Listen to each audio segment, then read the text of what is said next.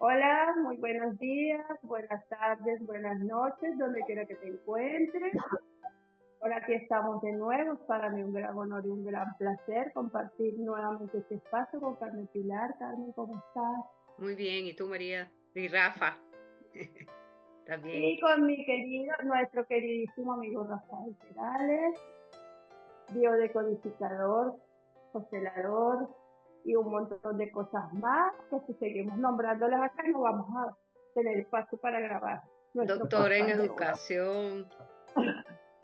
Y ahorita se Rafa, está dedicando a los talleres. ¿De qué te estás dedicando? ¿A talleres de qué? Fíjate una cosa, tengo formaciones en Argentina, en Chile, en Venezuela y estoy una en Panamá de Qué bien. biodescodificación, wow, formando biodescodificadores y por supuesto con certificación internacional y nacional en Venezuela y en Argentina, que es hasta donde hemos logrado. Y además de eso, con el entendimiento preciso de que esto es una forma de ayudar a la humanidad y no es en ningún momento, como hemos visto en otras organizaciones, para enriquecimiento ilícito. Los precios son sumamente solidarios y los pueden averiguar en cualquiera de las redes sociales en donde yo estoy y las van a poder hoy ver ahí después de que terminemos el programa, ¿no? Me No pueden las puedes contactar y decir. les doy toda la información. Perfecto. A nosotros también nos interesa. Bueno, me interesa ver si por aquí nos animamos de ocasión de codificación. claro que Terminar de sí. hacer Bueno, falta eso. mis dos chicharronas de siempre, que nosotros tenemos un montón de años conociéndonos. Claro. Y haciendo trabajo juntos, hermosos y muy lindos. Y precisamente por eso quisimos invitarte, porque tenemos una larga trayectoria juntos y queremos llevarle a todo nuestro público todas estas herramientas que tú conoces, que tú ofreces, para que, bueno, quien se conecte contigo y con tus herramientas, sepa que tiene por ahí una terapia, un terapeuta o una solución a algún problema. Así, Entonces hoy Rafa nos va a hablar de las heridas. Cuéntanos más. de heridas, vamos a hablar de heridas. Mira, Ah, De vamos a las hablar de heridas. todas las heridas. vamos a hablar de heridas. Vamos a empezar por el concepto de heridas para que la gente tenga una idea, ¿verdad? Cuando yo me corto con un cuchillo, se me abre la piel y esa piel se inflama, me arde, me duele, puede tener pus, se pone roja alrededor, me molesta si le cae un líquido, si le da sol. Eso es una herida en términos generales cuando uno se abre un pedazo de la piel o cuando te partes un hueso. Y ahí es donde me quiero detener porque aunque las heridas de infancia, también llamadas heridas del alma, no te van a partir el cerebro en dos, ¿ok? Y además fueron programadas, fíjate, programadas, una palabra súper importante en Wow. estos procesos, fueron programadas allá cuando nosotros nos estábamos fecundando, antes de ser fecundados, fecundándonos o en el proceso de desarrollarnos como embrión hasta nacer y hasta tener más o menos 10 12 años, se genera una etapa de la vida humana llamada proyecto sentido. Y en ese proyecto sentido están inmersas las heridas del alma. Hasta ahora los autores que han sido pues psicólogos muy reconocidos en el ámbito mundial y otros biodescodificadores, así como otros grandes consteladores han hablado de las heridas del alma, han mencionado 5 heridas del alma como las heridas fundamentales que se pueden ocasionar. Ellas ocurren en ese orden cronológico en el que las voy a nombrar, las primeras 5 que son las más conocidas, que son rechazo, mis padres me rechazan. ¿Ah? Fíjense el significado. Abandono, mis padres me abandonan o están para mí, o sea, están físicamente, pero no han estado nunca para mí. Luego viene humillación, luego viene traición, luego viene injusticia y una sexta que en la biodescodificación tenía por allí, no escondida, porque en biodescodificación más bien el sentido de lo que le sucede a las personas es lo que hace emerger el programa, por eso lo llamamos programante. Hay una sexta herida que surge justamente en la herida de la victimización, ¿ok? ¿Qué se llama? La herida se llama desvalorización. O sea, súmale al conjunto de todas las características de las 5 heridas anteriores para entonces ponerle al pastel la guinda roja, llamada que junto con todo ese berenjenal que puedo vivir, también me desvalorizo, y al desvalorizarme me hago víctima yo mismo para que los demás se compadezcan de mí. Y es una postura muy complicada de atender, ¿no? Es complicadísimo. Pero fíjate una cosa, vale la pena mencionar, la herida de rechazo puede suceder antes de yo ser fecundado, en fecundación o en el periodo hasta un mes. O sea, me desarrollo como feto y como embrión y hasta un mes de nacer, porque papá y mamá pueden haber pensado o verbalizado: yo no quiero, me da miedo ser papá, no estoy preparado para ser papá, yo no quiero un varón, quiero una niña.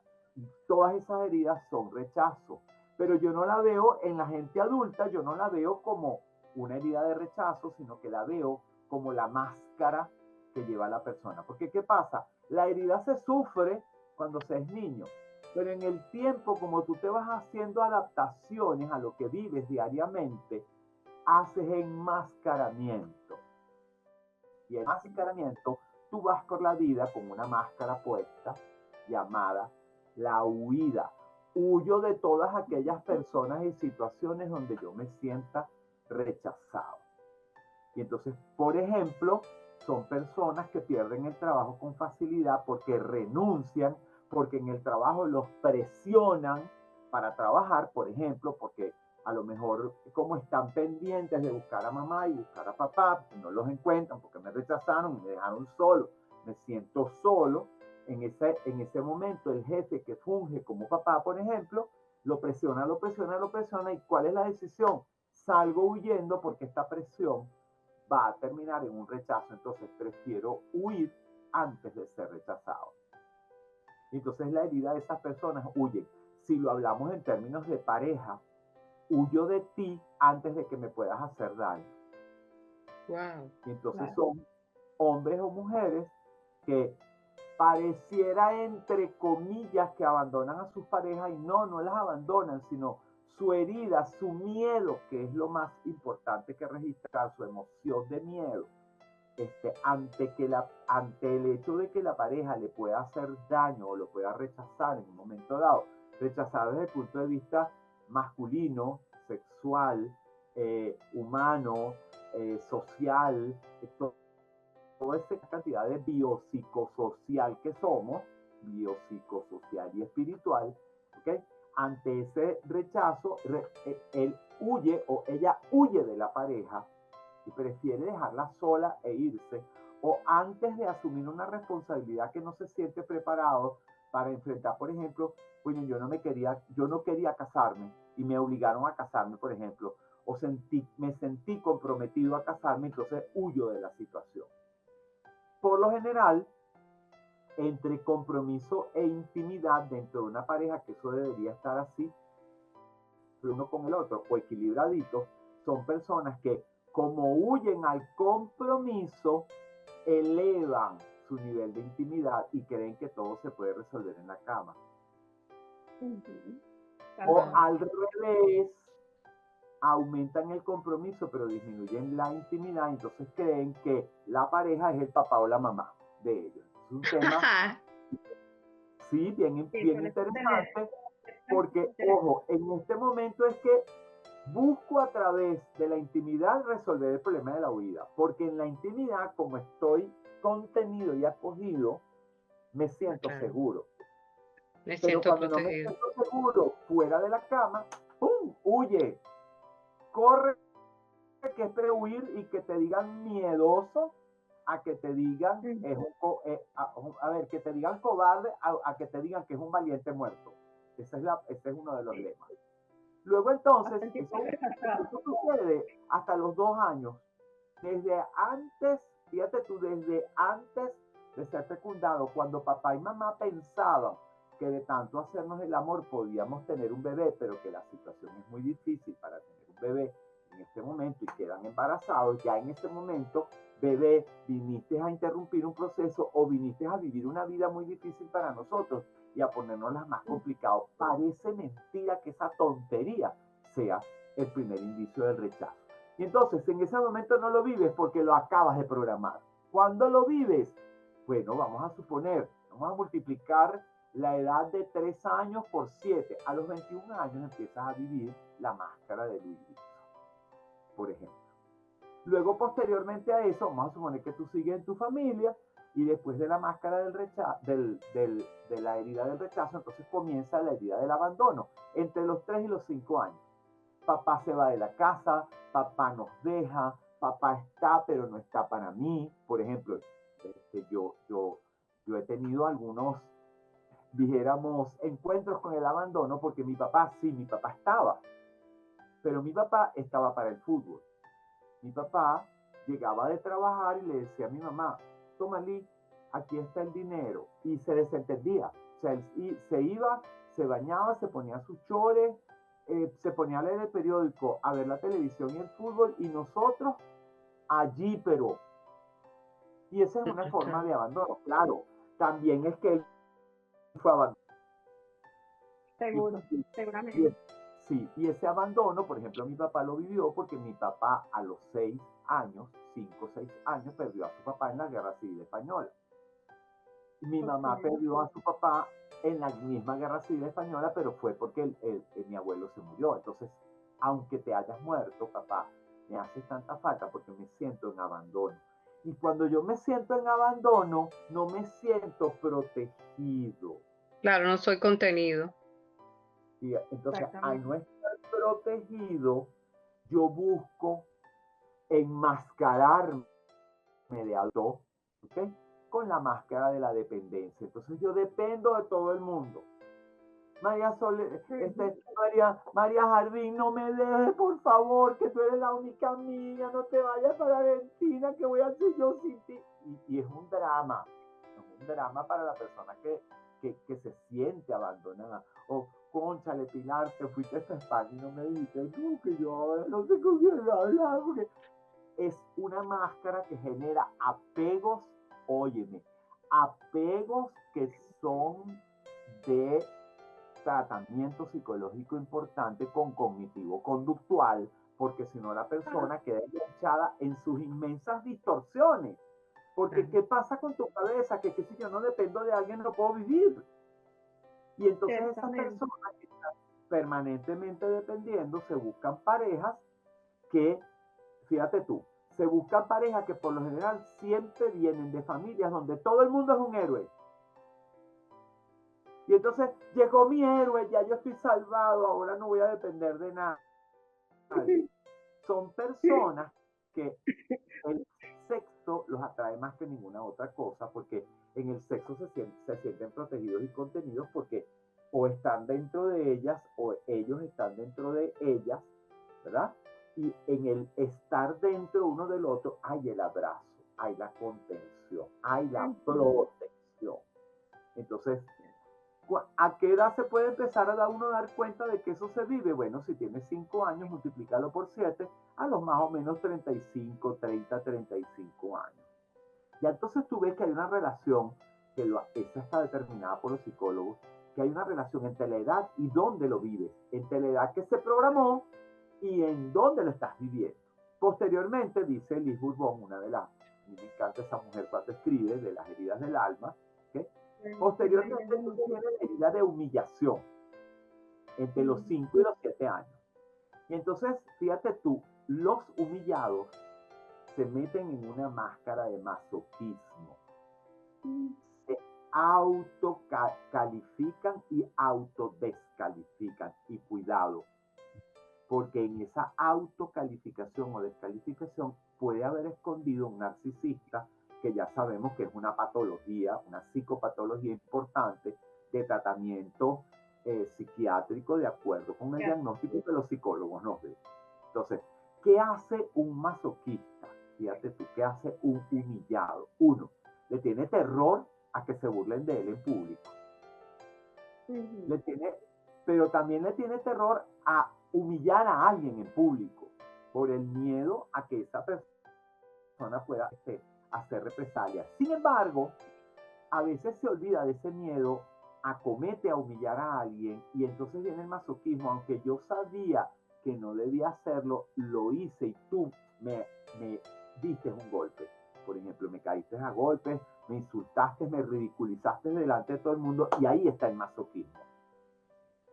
Por lo general, los masoquistas son personas obesas que se tienen que cuidar y proteger con grandes cantidades de masa o que soportan el peso tan grande que la vida les dio con la humillación que no saben qué hacer con él.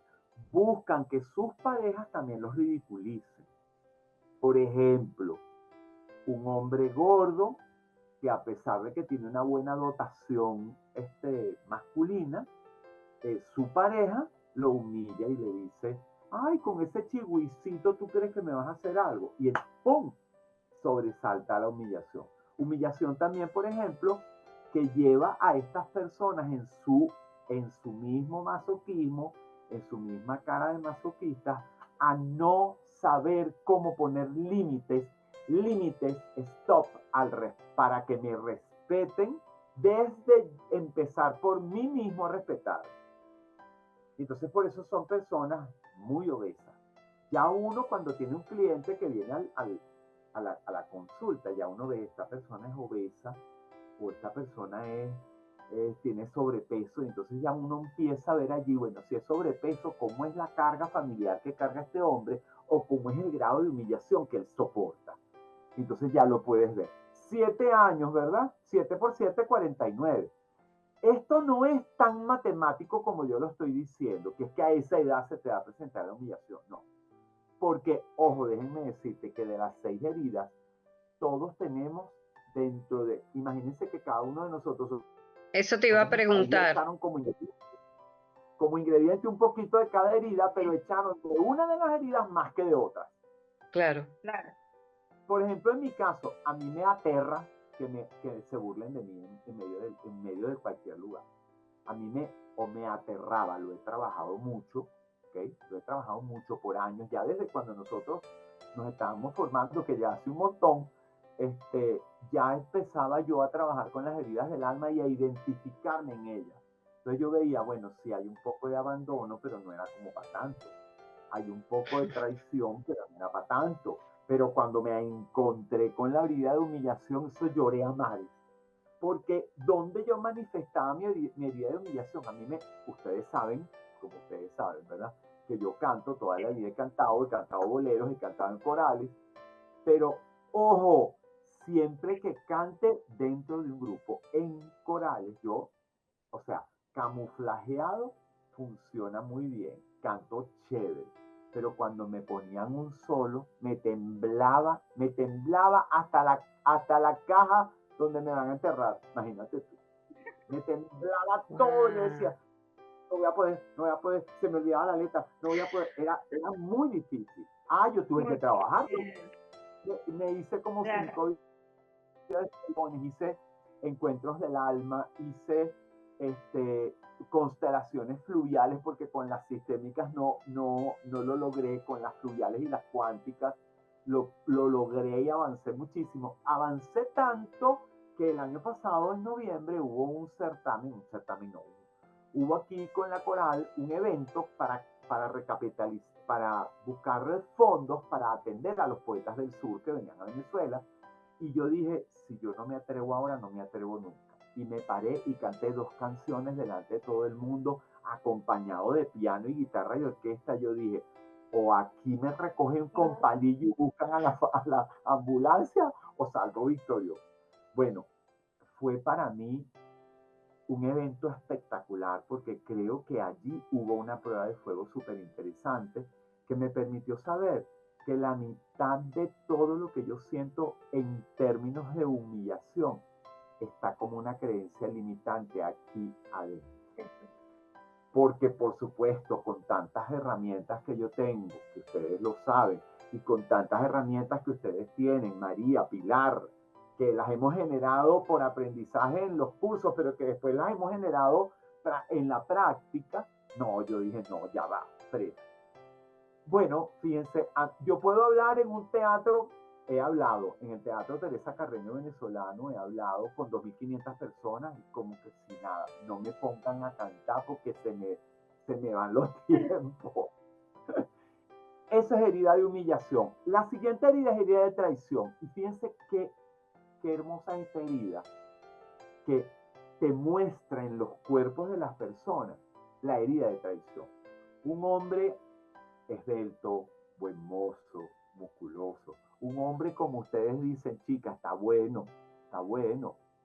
O una mujer, como uno dice, coconaza, con unos buenos glúteos, unas curvas, una peluca, una cosa, coño, está más buena que comérsela comerse el pollo con las manos. Esas figuras de gente muy sensual y muy seductora son las figuras propias de gente que ha vivido la herida de traición. Wow. ¿Por qué? Claro, porque ellos al ser traicionados, ellos buscan traicionar, porque está en su condición. O sea, no es que yo me busco un hombre infiel o es que tú te buscas una mujer infiel. No, es que esa mujer y ese hombre infiel vienen de una familia de traidores y ellos por lealtad no van a dejar de hacer lo que han hecho. Uno, por eso decimos, vamos a suponer que Pilar llegara a mi consultorio y me dice, Rafa, es que el hombre me dejó, el maluco ese, que se fue con otra. Yo no voy a decirle a Pilar ni le voy a poner puntos a las IES donde ella sabe, porque yo la pregunta que le voy a hacer a Pilar, ¿cuántas veces has sufrido la traición? Coño, este es el tercer hombre. ¿Y cuántas veces tú te has traicionado a ti misma? Porque hasta que tú no te des cuenta de que la traición te toca la puerta, toc, toc, toc, y tú no encuentras dentro de ti mismo dónde me he traicionado yo no voy a cesar en mi intento de que buscar los perpetradores llamados traidores para que me sigan mostrando la cuestión. Claro. Entonces, esa es una de las primeras figuras. ¿Cuál es la máscara que se pone un traidor? La máscara del controlador. Mamá era una experta controladora, una tipa que no se le pasaba nada y andaba encima de ti, dale, dale, dale, dale, pero papá la secundaba porque papá me iba a buscar al colegio, me iba a llevar al colegio, de ahí me sacaba, me llevaba para la danza, de la danza me sacaba, me llevaba para la tarea dirigida, o sea, no me dejaba en paz, no podía respirar, no podía interactuar con los demás niños, porque todo lo controlaba. Ya te acostaste a dormir, ya hiciste la tarea, por favor apaga la televisión, por favor no veas más el celular, todo lo controlaba, tienes una hora de celular, se acabó la hora, no hay más. Y todo eso va asfixiando a la persona en la máscara de traición y encuentra en su propia traición todos los haberes. Entonces, cuando yo busco esta reunión terminará en 10 minutos. Así que bueno, tenemos que seguir en la otra. Bueno, después de esa traición viene entonces la máscara de la injusticia. Personas sumamente rígidas de la máscara, que me trataron injustamente. Mi papá me quitó de la mano eso que yo quería para dárselo a mi hermano y no se dio cuenta que eso era mío, por ejemplo. Estoy poniendo un ejemplo. Pero también es injusto. Me botaron del trabajo sin que yo supiera, sin causa alguna. O mi pareja, esto es súper injusto. Mi pareja, buscando una mejor oportunidad de vida para todos nosotros, se fue a Argentina, me dejó aquí solo con los muchachos y se desentendió de mí y ahora aparece en los estados con una persona. Qué injusto, ¿qué he hecho yo para merecer esto? Entonces, ¿qué pasa? Que me muestro ante el resto de la humanidad con mucha rigidez. Fíjate, es tanto que yo hace como 4 meses, tuve un paciente que sufre de espasticidad, es muy rígido porque muscularmente no puede doblarse y neurológicamente no lo puede hacer. Ya inmediatamente cuando lo veo tenía mucho músculo, porque claro, de la rigidez generó mucho músculo, una figura muy esbelta, muy tal, y yo dije, aquí hay traición con injusticia. Cuando empiezo a indagar la injusticia, bueno, salieron allí a flote un montón de cosas, pero ya la persona vive con la condición biológica de rigidez. Ahora, ¿qué pasa? Que las personas tienen una mezcla. Por ejemplo, yo pude encontrar que yo tengo un poco, o sea, que tengo como herida prioritaria la humillación, luego sigue la herida de traición y luego sigue la herida de abandono. Y entonces, claro, en esa mezcla tú tienes que aprender a vivir con ella, porque el que no aprende a vivir con ella, a ver, no te vas a zafar nunca de ellas. Por mucha terapia que tú hagas, siempre van a volver eventos que te la van a volver a mostrar, pero cuando uno está formado, cuando uno está sanado, ya el evento uno lo toma y se ríe y dice, oye, otra vez estás aquí, qué bueno que puedo saber que ahora te puedo manejar. Porque cuando no te puedo manejar, el llanto y el drama es bárbaro. Y entonces, ¿qué pasa con las personas que no han aprendido a manejar su herida, que se genera dentro de ellos mismos por las creencias limitantes que tienen en la cabeza? Una desvalorización permanente. No sirvo para nada, no soy suficiente, nadie valora quién soy, parece que todo lo que hago está mal y yo entonces pierdo el valor y la confianza en mí mismo y me victimizo. ¿Para qué yo voy a hacer eso si siempre van a decir que lo que yo hago no sirve? ¿Y cómo sanamos eso, Rafa? Me creo minusválido. ¿Cómo sanamos eso? Haciendo terapia, mi amiga. Porque, pero oye, ven lo que te voy a acá, decir, no es pero ven acá, todavía no hemos entrado a la sexta herida. ¿Cómo vas a pedir que te sane? la sexta herida. Fíjate, la Exacto, sexta pero es herida. importante No, saber cómo se ya sana. va. Párate con Ya tu va. la sexta herida, que voy La a sexta herida es pasarla a pasar a la siguiente reunión. vaya. Sí, porque se acabó el tiempo, Sí, Rafa. se acabó el tiempo. Está muy Bueno, interesante todo esto, es bien.